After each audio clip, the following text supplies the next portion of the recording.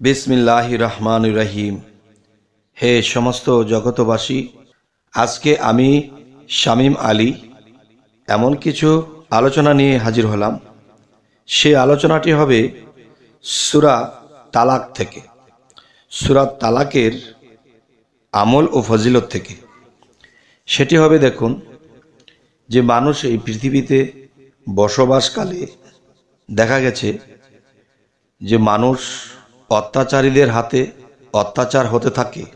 অত্যাচারী থেকে অত্যাচারী হতে হতে হতে হতে এমনই একটা অবস্থানে চলে যায়, তখন দেখা যায় কি সেই মানুষটি যে একটি ডিস্ট্রিক্ট থেকে আরেকটা ডিস্ট্রিক্টে চলে গেছে বাড়িঘর নিয়ে, যেখানে থাকবো না, এখানে অত্যাচার। ওখানে গিয়ে দেখে যে ওখানেও দলবদ্ধভাবে অত্যাচারী লোক আছে। হায় হায়, এক দেশ থেকে আরেক দেশে আসলাম, এখানে একই অবস্থা। দেখেন, মানুষ কিন্তু এরকমটা করে থাকে। একটা এলাকা থেকে আরেকটা এলাকা চলে যায়, এখানে খারাপ মানুষের সংখ্যা বেশি, এখান থেকে চলে যাব। তো এখন দেখে যে যেখানে গিয়েছে সেখানে গিয়ে দেখে এখান থেকে আরো বেশি খারাপ লোক সেখানে আছে। হায় হায়, এখন কি করা? তখন সেখানে মা বোন, ছেলে মেয়ে আর মেয়েরা সাবালিকা, হায় হায়, এদিকে অত্যাচারীদের ভয়ে আমি এখানে এসেছি, এখানে দিয়ে একই অবস্থা। তখন আল্লাহ কি করবে? আল্লাহ বলবে, তোরা তো বিপদগ্রস্ত হবি, তোরা তো আমার কোরআনের দিকে লক্ষ্য করিসনি, তোরা তো বিপদগ্রস্ত হবি, তোদেরকে কে রক্ষা করবে? আমি যে 30 পারা কোরআন দিয়েছি, এটার মধ্যে তুমি ফায়সালা রেখেছি যে তোমরা এখান থেকে রক্ষা পাবে। আচ্ছা, সূরা তালাক এর আমল ও ফজিলত দেখা গেছে। সূরা তালাক এ সূরা নিয়মিতভাবে তেলাওয়াত করলে কি হবে? নিয়মিতভাবে তেলাওয়াত করলে দুশমন দল ছত্রভঙ্গ হয়ে যাবে। আচ্ছা, ছত্রভঙ্গ হয়ে যাবে। এরপর কি হবে?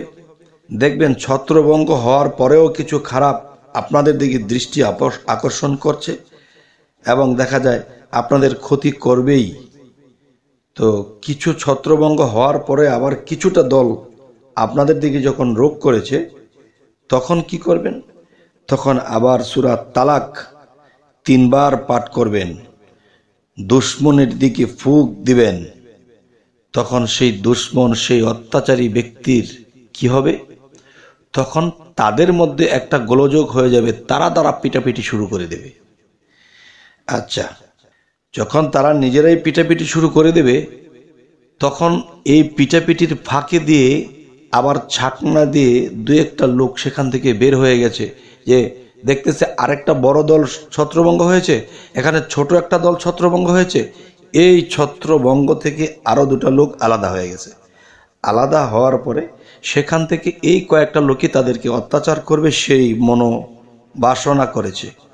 তখন কি করবেন? এই সূরা তালাক যখন আপনি আবারও 3 বার পাঠ করবেন, পাঠ করার পরে ফুঁক তো দিবেনই, তখন কি করতে হবে?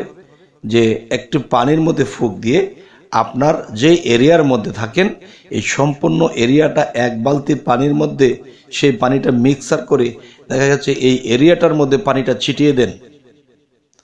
ইনশাআল্লাহ আপনার পর্যন্ত সেই অত্যাচারীরা পৌঁছাতে পারবে না, আর এরিয়ার মধ্যে তো আসতেই পারবে না।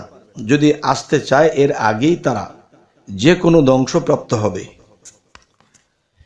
কারণ আল্লাহ আপনাদেরকে হেফাজত করতে যাইয়া এদের 2 জায়গায় ছত্রভঙ্গ করার পরেও যখন আসছে, যখন সে পানি ছিটানো জায়গার মধ্যে পাড়াতে শুরু করবে বা পাড়া দেওয়ার আগেই তাদের এমন কিছু বিপদ ঘটবে, দেখা যায় তাদের জান নিয়ে তারা পালাবে, আর কখনো আপনাদের দিকে তারা আসবে না। তাই হোক, আজকে একটি বিষয় বলতে চাই যে আমরা মানুষ হয়ে পৃথিবীতে জন্ম নিয়েছি, কিন্তু কখনোই আমরা আল্লাহ তাআলার দিকে রওনা দিব, কিন্তু রওনা দিতে গেলে যে কিছু বিপদ সামনে এসে দাঁড়ায়। কারণ আল্লাহ তো নিজেই বলে দিয়েছে যে ওয়াল্লাযী খালাকাল মাউতা ওয়াল হায়াতা, যে আমি মানুষের মৃত্যু ও জীবন সৃষ্টি করিয়াছি পরীক্ষা করার জন্য, তোমাদের মধ্যে কে কর্মে উত্তম। তাহলে পরীক্ষা তো আল্লাহ করবেনই। এক ডিস্ট্রিক্ট ছেড়ে যখন আরেক ডিস্ট্রিক্টে গেছেন সেখানেও তো বিপদ, কিন্তু আপনি আরও একটা ডিস্ট্রিক্ট চেঞ্জ করবেন, এরপর আপনার বিপদ থাকবে। কেননা যতক্ষণ পর্যন্ত আল্লাহর কোরআনের উপর ভরসা না করতেছি, আল্লাহর উপর ভরসা করতে না পারছি, আল্লাহর নামের উপর ভরসা করতে না পারছি, ততক্ষণ পর্যন্ত সারা ডিস্ট্রিক্ট ঘুরবেন, কিন্তু আপনার বিপদ যাবে না। নতুন নতুন দল আসবে, আপনাকে অত্যাচার করবে, ঘায়েল করবে। যে আলোচনাটি করতেছি আপনাদের সামনে, সেটি সূরা তালাক এর আমল ও ফজিলত। তাহলে এই সূরার আরও একটি বিষয়, এই সূরা নিয়মিতভাবে তিলাওয়াত করলে ঈমানের সাথে মৃত্যু হবে। মানুষ তো পৃথিবী থেকে বেঈমান হয়ে মৃত্যুবরণ করে, পাপিষ্ঠ হয়ে মৃত্যুবরণ করে এবং আল্লাহর কাছে নিকৃষ্ট প্রাণীর মতো হয়ে মৃত্যুবরণ করে। কিন্তু আল্লাহর এই সূরা তালাকের মধ্যে কি বলা হয়েছে, এর আমল ও ফজিলতের মধ্যে কি বলা হয়েছে, যে এই সূরা তালাক যদি নিয়মিত তেলাওয়াত করে, হে ঈমানদারগণ, কখনো আপনাদের মৃত্যু বেঈমান হয়ে আপনাদের মৃত্যু হবে না, ঈমানের সাথে পৃথিবী থেকে বিদায় হবেন ইনশাআল্লাহ। তবে হে সমস্ত জগতবাসী, আমি আপনাদের সামনে কোরআন থেকে আমি যে আলোচনাগুলো বাংলায় করার চেষ্টা করি, আরবিতে বলার চেষ্টা করি না, বাংলায় বললে যেন সহজে বুঝতে পারেন। যেমন একটি কথা আছে যে এই কথাটি সর্বসাধারণ বুঝবে না, বুঝবে মাওলানা বুঝবে, একজন কারি সাহেব বুঝতে পারে, বা একজন বড় আলেম বুঝতে পারে। কিন্তু আমি যেভাবে বাংলায় বলার চেষ্টা করি যে এই সূরাটি এই নিয়মে পড়লে এই বিপদগ্রস্ত থেকে আল্লাহ রক্ষা করবেন, আর সেটি আমি আরবিতে বলি না, যাতে করে অতি সাধারণ লোকেরা এই আলোচনা বুঝতে পারে এবং তারা মানতে পারে। আচ্ছা, যেমন আমি যদি এখন বলি যে ওয়াল্লাযী খালাকাল মাউতা ওয়াল হায়াতা লিয়াবলুয়াকুম আইয়ুকুম আহসানু আমালা ওয়া হুয়াল আজিজুল গফুর। এখন এই কথাটি যারা সাধারণ কোরআন শরীফ বোঝে না, পড়তে পারে না, তারা কি এই কথাটা বুঝবে? এই কি আয়াতটা বলা হলো? যদি বলি এভাবে যে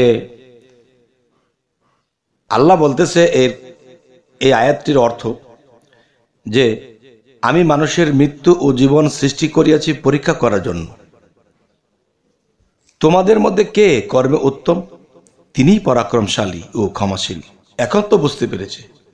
তাহলে বাংলায় জন্ম নিয়েছি, বাংলায় যখন বলা হয় তখন অতি সাধারণ বাঙালি সকলেই বুঝতে পারে। আর আরবি বলি কিন্তু শুনতে মজা লাগে, বুঝি না কিছু। যাই হোক, তো আজকের আলোচনা এই যে আমরা অবশ্যই কোরআনের আয়াতের দিকে লক্ষ্য করব এবং কোন কোন আয়াত কিভাবে পাঠ করলে, কিভাবে মানলে আমরা বড় বড় বিপদ মুসিবত থেকে আমরা রক্ষা পাব, এবং যদি আমরা বিপদ মুক্ত থাকতে পারি তখন কি হবে, যে এই পৃথিবীতে আমরা নিশ্চিন্ত থাকতে পারবো এবং আল্লাহকে ডাকতে পারবো। আর মনে যদি টেনশন থাকে, আল্লাহকে ডাকা যায় না। তো আমাদের চ্যানেলে যারা নতুন আছেন অবশ্যই সাবস্ক্রাইব করে নেবেন, পরবর্তীতে যেন ভালো আলোচনা নিয়ে আপনাদের কাছে আসতে পারি। সকলেই ভালো থাকবেন। আল্লাহ হাফিজ।